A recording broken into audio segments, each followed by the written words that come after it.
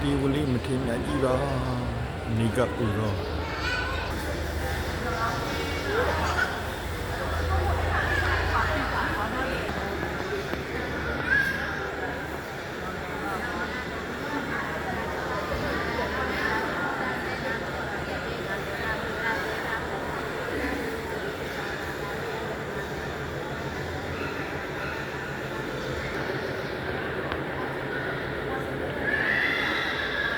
ဘုရားကြီးမြတ်စွာဘုရားမှာနေအမျိုးသားနေမှာဒါမောင်းကားပြီးရဆွဲတဲ့မျိုးသားနေမှာစီမီများပူဇော်ထားဖို့အတွက်ကိုကြိုတင်ပြင်ဆင်ထားတာဖြစ်ပါတယ်